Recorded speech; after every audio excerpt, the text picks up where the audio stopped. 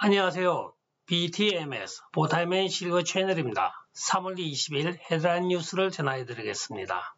보타이맨 무게감 있는 폼페이오 전 국무장관의 기자대담 내용입니다. 마이크 폼페이오 전 국무부 장관은 중국이 2022년 동계올림픽을 개최하도록 허용을 하면 1936년도 나치 독일의 하계올림픽을 이용한 체제선전을 하여 대외 신용도를 높였던 것과 같이 중국도 마찬가지로 대외 신용도를 높일 수 있다고 1930년대 독일에서는 하계올림픽을 개최하여 대외 신용도를 나치가 자랑을 하였습니다. 따라서 대부분의 서방 국가들이 나치가 체계적이고 굉장히 합리적인 정권이라고 판단을 하여 그들이 2차 대전을 일으키리라고는 아무도 생각하지 않았으나 불과 몇 달이 지나서 그들은 폴란드를 침공하는 것을 시작으로 세계 제2차 대전에 불을 붙였던 것입니다. 따라서 이와 비슷한 일이 중국 서부에서 일어나고 있으며 이 둘 사이에는 으시시한 유사점이 있다고 말하고 있습니다. IOC, 즉 국제올림픽위원회가 이런 일이 일어나지 않게 하기 위하여서는 호스트의 자격 여부를 엄격히 심사해야 하며 다시는 나치와 같은 류의 일이 일어나서는 안 되는데 조 바이든 정부가 중국 정책에 대하여서는 손을 놓고 있다고 비난하며 도널드 트럼프 대통령과 같이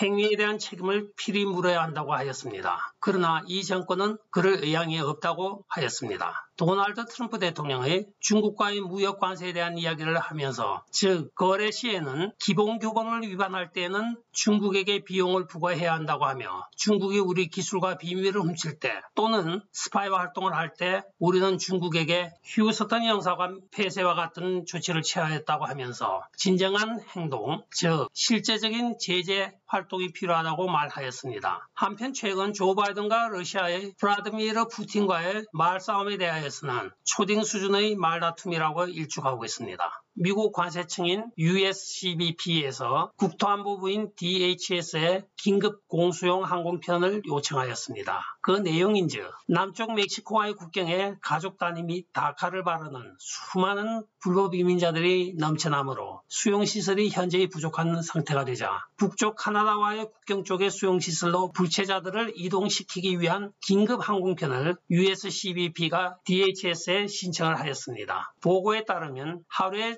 1000가구 이상의 불법 이민 가족과 1000여 명의 다카라는 미성년자 추방유예법을 노리고 보호자 없이 미국을 들어오고 있는 미성년 불법 입국자들이 이어지고 있으며 이미 2월 한 달 동안에 10만 400명이 국경을 넘어왔습니다. 이 수치는 1월에 비해 28%가 증가한 수치이며 3월에도 이와 같은 양상을 띠고 있습니다. 한편 다카 해당 미성년은 1월에 5,800명에서 2월에 9,400명으로 증가하였으며 FEMA, 즉 국가재난구조체에서 바이든 행정부에게 긴급 구호 지원을 요청하였으나 바이든 행정부는 아직은 국경위기가 아니라고만 하며 딴소리를 하고 있습니다. 불법 이민자가 미국에 들어오는 것이 문제가 아니라 그들에 섞여 마약, 갱당, 코비드 등을 전파하며 또한 이것을 통하여 정치적으로 이용하여 국가체제를 약화시키는 것이 문제인 것 같습니다.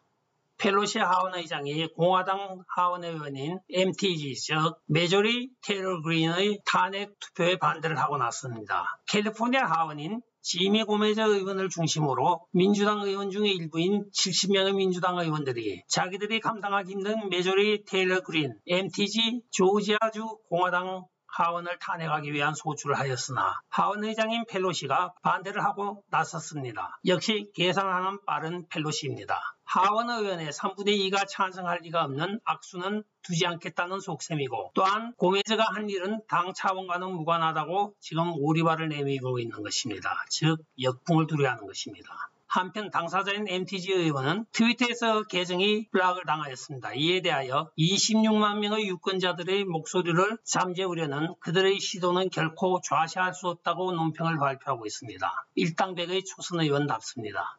목요일 오후 의회 하원에서 불체자 사면 법률인 드림 법안을 228대 197로 표결하여 통과시켰습니다. 따라서 300만 명이 넘는 서류 미입이 불체자를 사면하고 그들이 미국 시민이 되는 길을 열어주었습니다. 300만 명이 넘는 불체자들이 기뻐하게 되었습니다. 이 두 표에는 9명의 공화당 의원들이 민주당을 도와 찬성표를 던졌습니다. 이들의 대부분은 300만 명은 어릴 때 부모 따라 미국을 넘어와서 서류 미비로 불치자가 된 사람이 다수입니다. 희망의 소식이 되었으면 좋겠습니다. 팍스뉴스의 보도에 따르면 CNN 뉴스가 도널드 트럼프 대통령이 플로리다로 간 이후 시청자 감소의 심각한 상태라고 말하고 있습니다.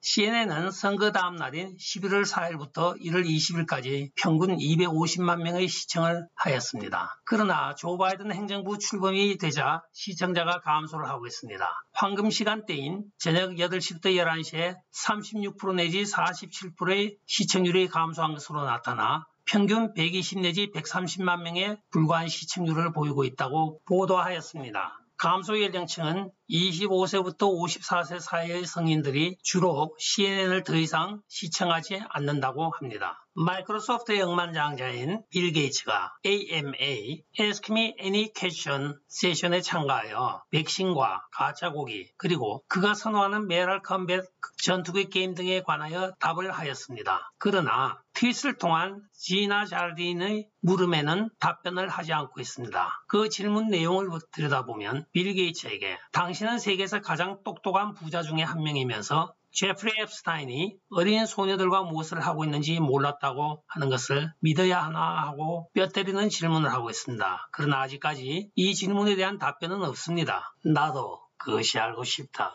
배기 바지가 다시 유행을 하고 있습니다.